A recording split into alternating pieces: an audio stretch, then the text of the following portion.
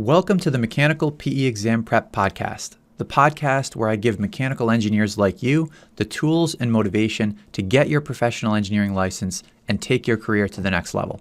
Today's episode is about PE exam prep for every budget. There are different ways to go about studying for the PE exam, and those methods carry different costs and have different benefits. So we're going to talk through what I consider to be the 4 levels of PE exam prep, and we'll step through those one by one. But before we do, I want to give a quick disclaimer here at the top of the show, which is to say that this is not intended to be financial advice. Money is a very personal topic, and everyone has different financial resources and values. So there's a reason why, people drive the cars they do, and live in the houses they do, the spending decisions, the savings decisions, how we invest. These are all things that are specific to a person's situation. And as you listen through the different levels that we're going to go through here, I want you to, of course, consider your own personal situation and not necessarily think that I'm making a value judgment about one method being better than the other. There's a right method for each person, but there's no objectively right or wrong way to study for the PE exam. So what I'm really trying to do here is offer up a framework that's hopefully going to be helpful in figuring out which course of action makes the most sense for you. And hopefully this outline is a useful way for you to think through that. So in thinking about this topic, I came up with kind of a simple metaphor for the PE exam prep journey. I often talk about it as a journey. And what I realized is that it's kind of like traveling. So imagine you're traveling to some faraway destination. You have a variety of options for how you choose to travel. And different modes are going to make sense for different people, and different modes are going to make sense for the same person under different circumstances. How far away is it? How often do you go? Who's going with you? How long does it take? That's going to affect how you choose to go from A to B. And the same is true with PE exam prep. So here are what I think are the 4 levels, and we'll talk about each of these in detail. Level 1 is what I'm calling the gritty minimalist. And the analog for this level is walking. The second level is the independent and self-directed method, and that's like driving. The third level is the assisted and accelerated method, and that's like flying economy. And then the fourth level is the fully supported and personalized method, and that's like flying first class. And as we move from one level to the next, the size of the required investment goes up due to the increased amount of planning and labor that's being delegated to others, right? The more you're having someone external do, the higher that's going to drive the cost. And correspondingly, the total amount of time required to prepare for the exam decreases, because if you're able to offload that effort to others, then you get to spend less time figuring out what to study and more time actually studying. Now, we can only reduce that amount of time so much because there's still a certain amount of work to be done. You can't delegate taking the exam to someone else, but we can reduce that time as much as possible. And if you're working with experts that you trust, then the amount of confidence that you can have in that process that you're going through generally increases as we go from one level to the next. Also, the degree of accountability that you'll be held to increases as you go from one level to the next. And that happens for 2 reasons. One is because it may be part of the plan itself. If you're purchasing a program that has some accountability built into it, then that's part of what you're buying. But also, there's this secondary phenomenon that's maybe subtle at first, but actually ends up being quite powerful, which is that we're more likely to maintain our effort when we've made a significant investment. And I know this shows up for me personally when I say that I want to get better at something, even if it's a hobby like a game of pool or something like that.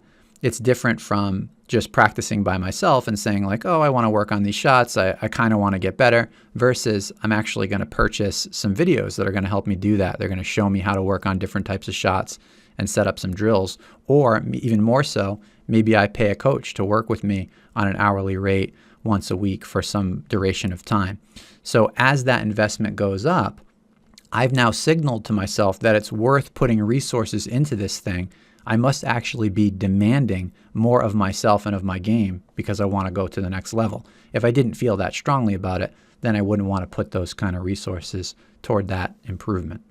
Ultimately, the quality of your preparation in terms of the knowledge and skills that are required for the PE exam can be sufficient with any of these methods. So even though we're going to talk through the 4 of these and you're going to hear some advantages and disadvantages, I want you to know that any of these can work.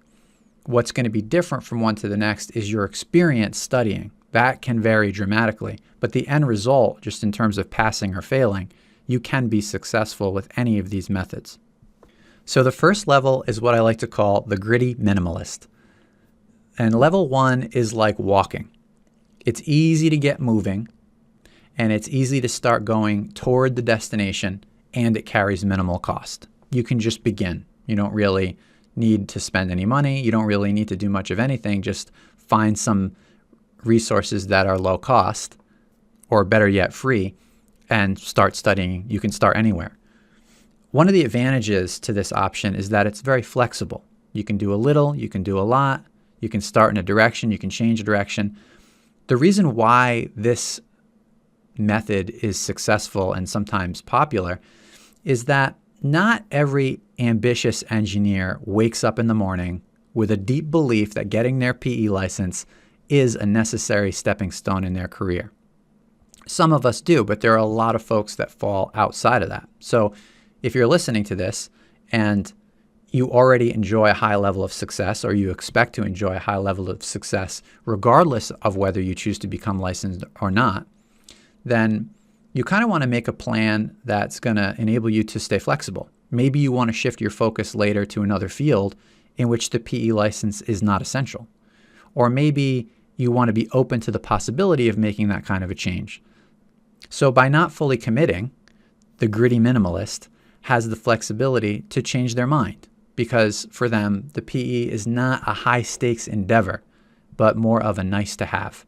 They want to do it, but they don't necessarily have to do it. And that's the reason that a lot of folks are kind of like thinking about getting their PE, and they're kind of studying on it, but they're not serious about setting a date.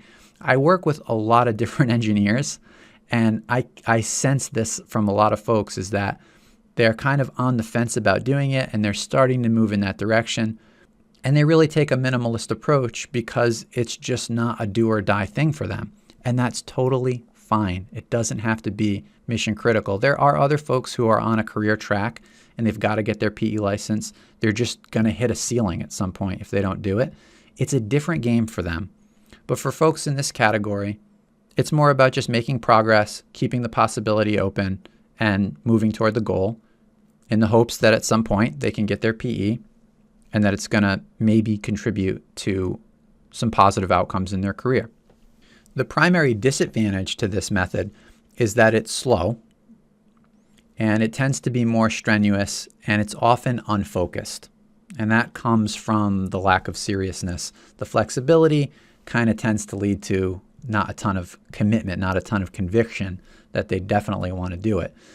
So that's why I added the adjective gritty, because something about this person, even though maybe you're not so sure that it's definitely for you, there's a grittiness there that says, like, I'm actually going to do this and I'm going to take this seriously, even though I may not be willing to commit a ton of resources toward it.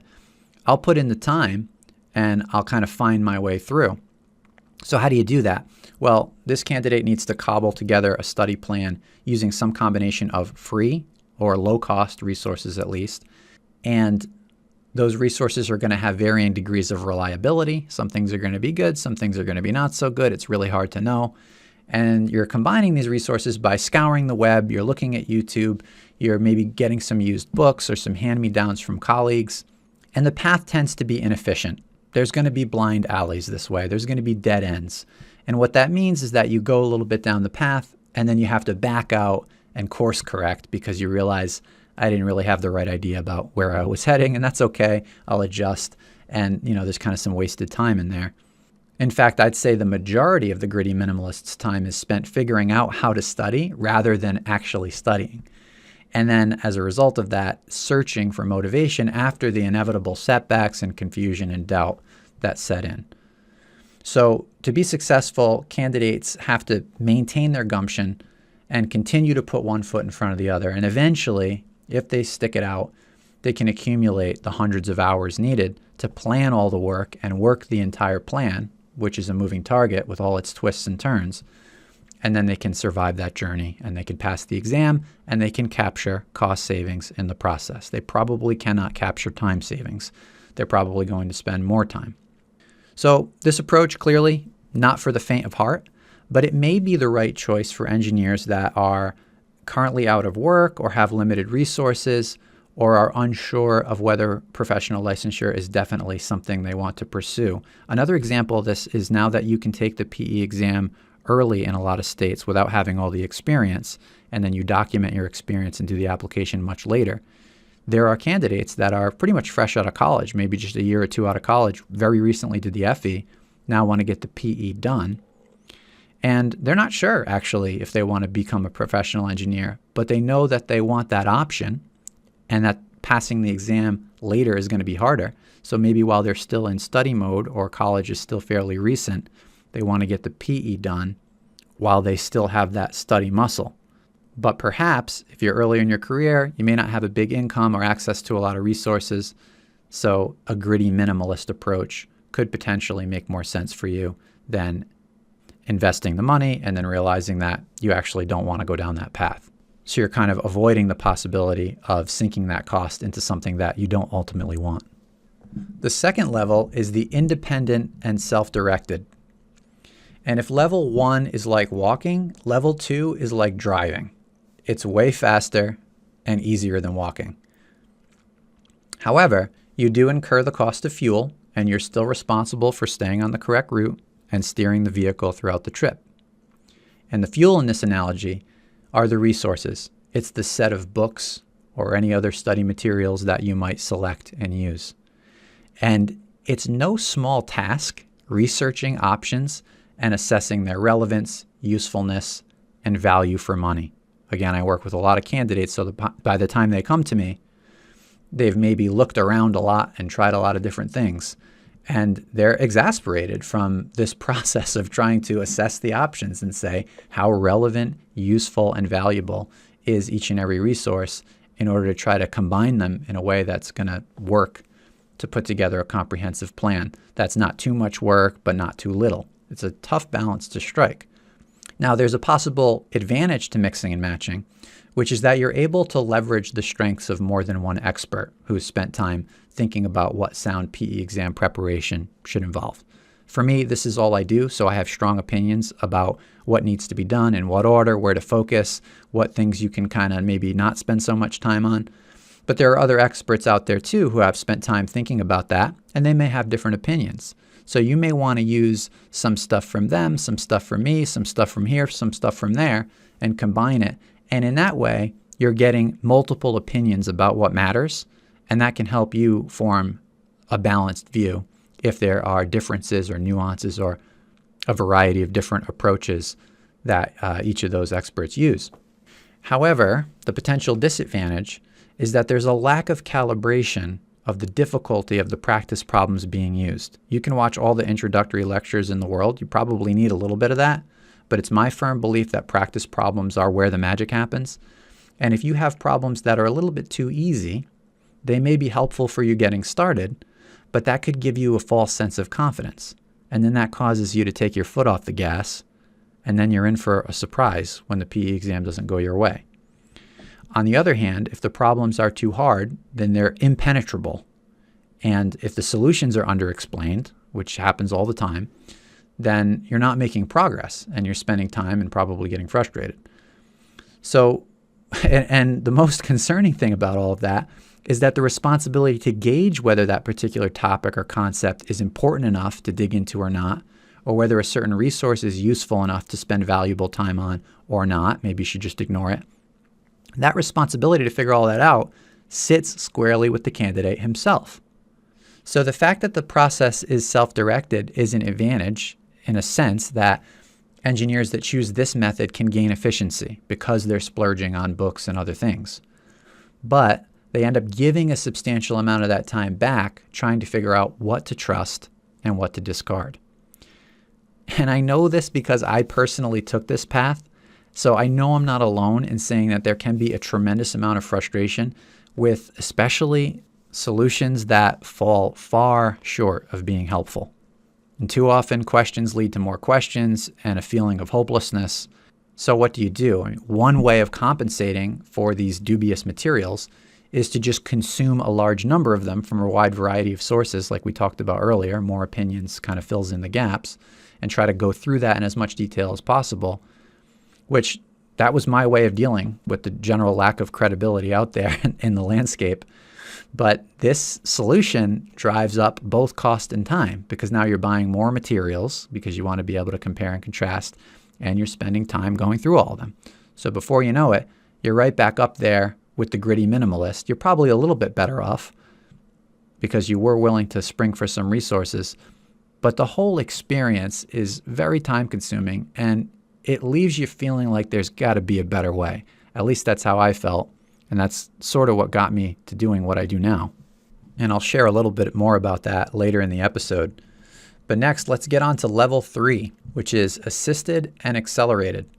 If level 2 is like driving, level 3 is like flying. It's even faster than driving, and you have a professional pilot.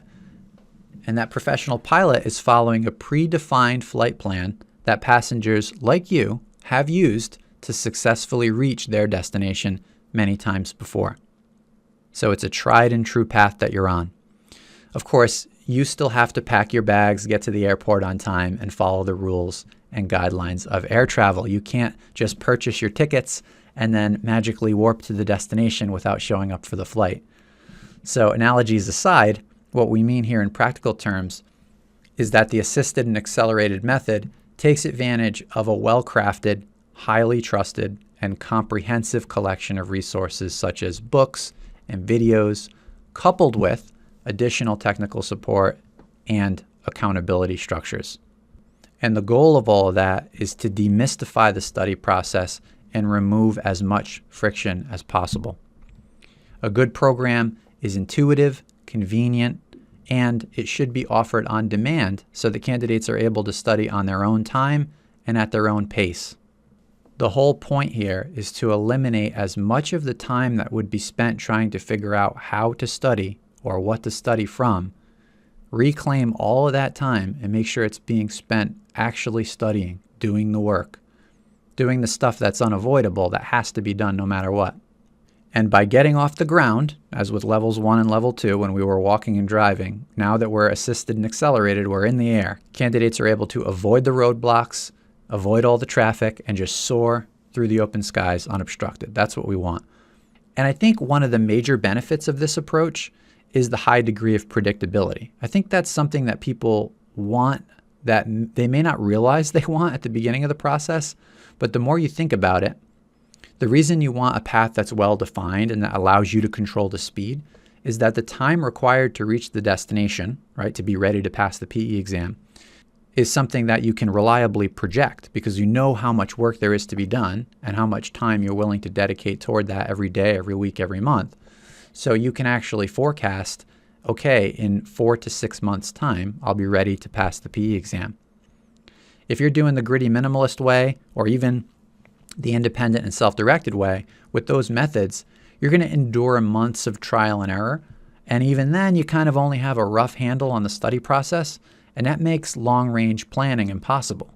So you end up having to take kind of a different approach, which is to say, well, I'll start studying and we'll see how that goes. And then at some point, I'll have to make a determination as to whether I'm ready. And once I feel like I'm ready, I'll go ahead and register for the PE exam. And the analogy I'll make for this, there's nothing wrong with that, by the way, anything I just described. But one of the areas that I thought of as I was planning for this episode was endurance races. I like to race marathons and triathlons and things of that nature. And some of the sage advice out there says that, rather than registering for an event and putting that date in the calendar and then working backwards to figure out all the training that you have to do to be prepared by that date, instead, you should just start training and little by little build up your aerobic conditioning and your ability to run for long distances or bike for long distances, whatever the case may be. And then at some point, whether that be 8 weeks down the line or 12 weeks or 16 weeks or half a year or even longer, you make a determination that you're ready. And then you take a look around in your local area and say, oh, well, what events are going to be around that time? And go ahead and register for an event. So that is very much a viable strategy. I just know that from my personal experience and in real life and from working with other people and thinking about other athletes in that analogy, it's very, very unusual to encounter athletes that train that way, that just kind of train year round and say, okay, I feel like my fitness level's pretty good here. I think I'm going to throw down and do a half marathon. Like, you just don't hear that a lot. What you do hear a lot is that somebody makes a decision. They say, all right, this thing's 3-4 months away. I'm signing up. I'm going to put my money in, and they're going to send me the t-shirt and the bib, and I'm going to lace up, and I'm going to be there at the start line. I've got this many weeks. What's it going to take? I've got to come up with a plan to get myself ready. I feel like that is much more common. And I'm not saying it's more ideal. I'm actually on the fence about that myself, which is why I kind of wanted to acknowledge these levels as having various benefits, like the gritty minimalist and the independent and self-directed methods. Those folks will be ready eventually. My only contention here is that's going to take more time and be less certain in terms of projecting a date of readiness. But aside from that, if you don't mind taking the extra time, there's nothing wrong with going about it that way. I just think it's a lot more satisfying to a lot of folks, especially folks that are very serious about when they want to get this done, to be able to have something where they can say, you know what, I need to be ready by a certain date. And also, it's nice not to have it hanging over you, to say like, hey, wouldn't it be nice if I was sure that in 6 months that this was over and done and completed, and I could tick that box and move on to other things. Being able to do that long-range planning is very powerful. That's a super empowering element to have, as opposed to saying like, well, I'm going to keep doing this work and eventually it'll accumulate into something. I'm just not sure when. And what I find is that candidates who choose the assisted and accelerated method that I'm describing here, they tend to place a high premium on their time, and they value efficiency above all else. So they'll tend to view the higher costs as an investment, which produces a return, and that return is the speed with which they can get to the desired outcome and the avoided uneasiness and uncertainty around how the future is going to play out. That's really what they're signing up for. And the last level, level 4, is the fully supported and personalized level. So if level 3 is like flying, then level 4 is like flying first class, right? You still arrive at the same time as the rest of the passengers on the plane. You don't get to take a shortcut. There's no faster way to go than that. But the trip is luxurious and pleasant from start to finish. So what do I mean here? We're talking about having a tutor, a coach, a mentor. These can be the same person. They can be different people. But this is someone that's going to check on you frequently and offer you the delightful extras, right? The helpful hints, the listening ear, the entertaining anecdote, the colorful explanation that's going to supplement and solidify your expanding knowledge and skills. It's the little extra. When you think about it, part of the reason that you became an engineer is because solving problems and exercising your critical thinking skills is actually a deeply satisfying activity. That's what drew you to it in the first place. And this method really indulges that enjoyment. It's not just about going through the process and kind of saying, all right, I got to do the work. I got to put in my hour here. It's about making it fun. I remember when I was in college and I would round up with my buddies in a small room in the library that had no windows, and we would study there. It's interesting, like, you have to take the exam, and you have to study for the exam. So it's work, and it's not always fun. But when you approach it as a challenge, and it's something that not every minute of it is going to be joy, right? But there is a deeply satisfying experience with figuring out how to solve something or how to understand something that was missing before. There's that little spark. There's that little aha moment. And when you experience it, it's very satisfying. And when you experience it with other people, it's even more satisfying, especially when you can help them or they can help you or vice versa. Just to go on that journey together is a lot more fun. Now, some people might think about the flight analogy and say, I don't want to fly first class. I don't want somebody coming and checking on me. I just want them to throw a bottle of water and a bag of nuts at me and leave me alone so I can, sleep or read or do whatever I want to do. And I don't really want to be bothered on the flight. And that's fine. The fully supported and personalized method is not for everyone. Some people really do want to kind of go through their process on their own and not be bothered too much. I know I work with loads of engineers that I don't hear a whole lot from. I offer a lot of support and accountability and communication. It's part of the program, and they actually just kind of prefer to be left to their own devices. The on-demand content is enough to sustain them, and it's organized, so there aren't a lot of questions, and they pretty much just use it like a conveyor belt. They get off at the end, pass the PE exam, and that's it.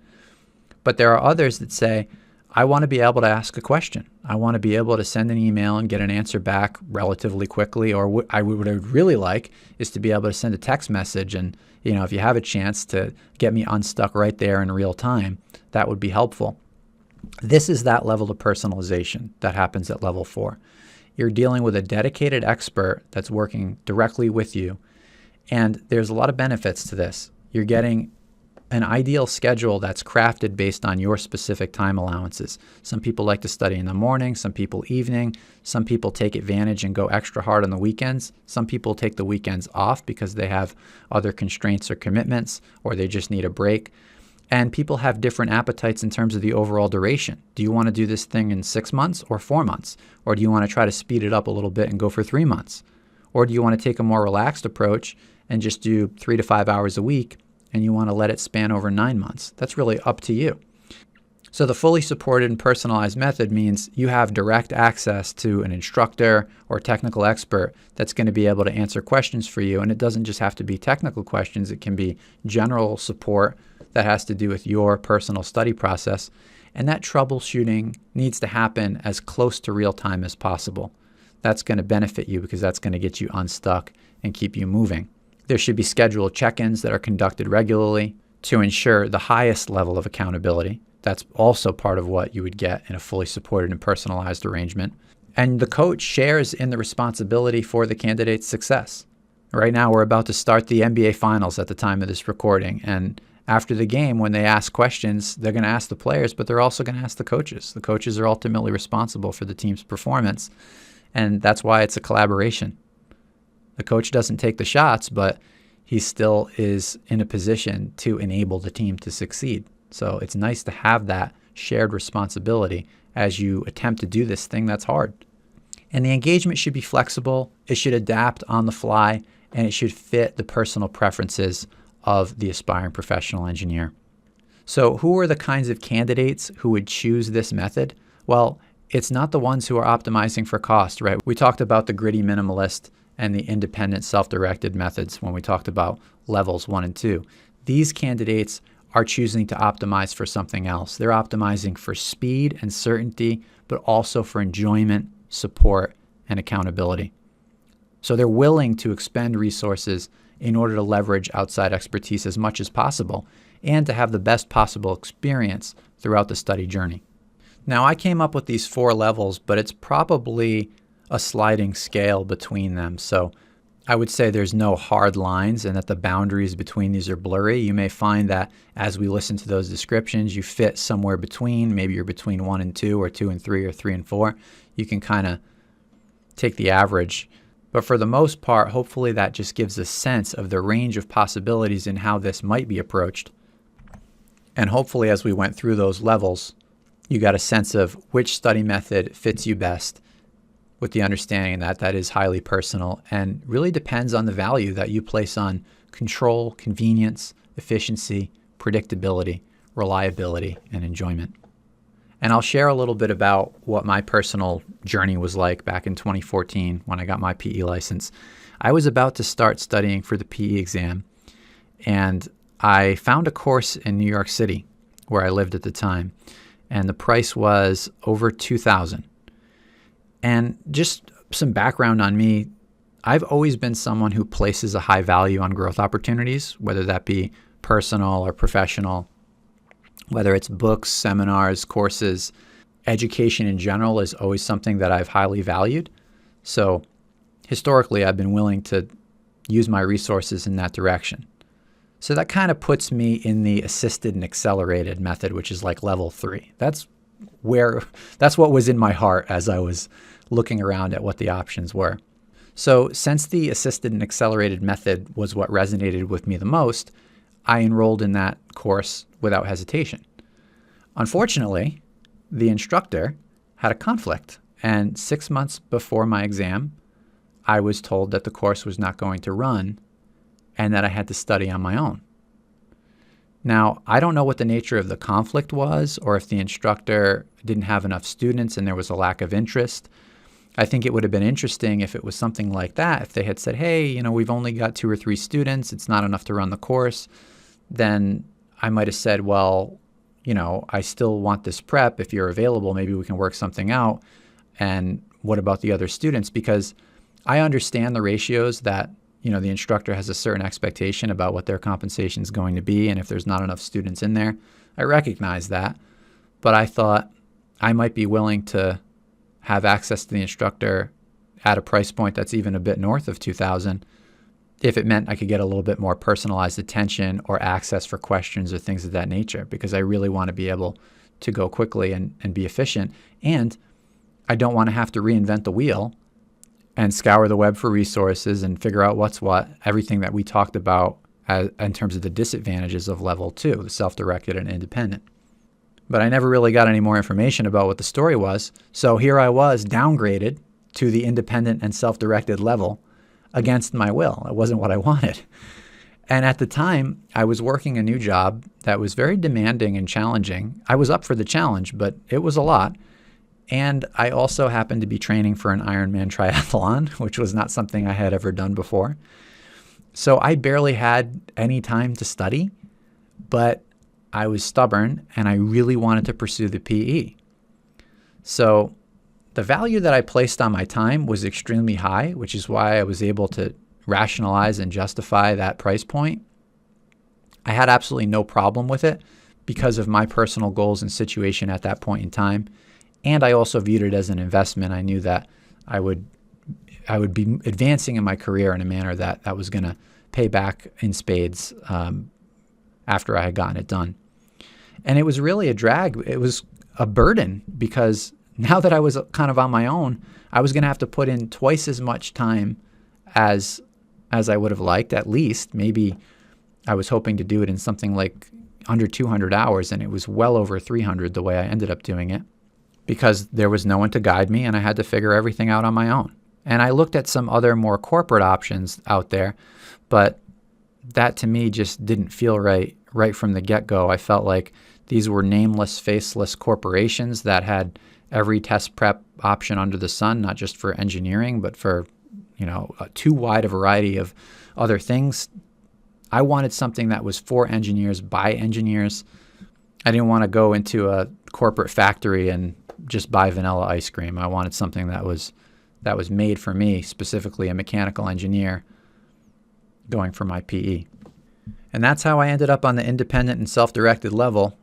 And I left no stone unturned, and that's a pretty big part of how I ended up doing what I'm doing now, which is serving aspiring mechanical engineers with programs and courses that can make that process more efficient. And there's going to be folks on all 4 levels. Everyone's different. What I tend to find is that most candidates that I speak to fall into the independent and self-directed, which is level 2, or the assisted and accelerated, which is level 3, like I did, because they tend to be about 5 to 15 years into their career. And by that point, you've probably achieved a certain level of success where you have access to enough resources where you can make an investment into something like this. And they tend to be busy with their careers, first and foremost, and oftentimes also with family responsibilities. And even if they're on the younger end of that range where there's not a lot of family responsibilities yet, there's still other things like activities and hobbies and social engagements, things that are equally important and do take up time that people, to be fair, don't want to give up. So there's a desire to be efficient.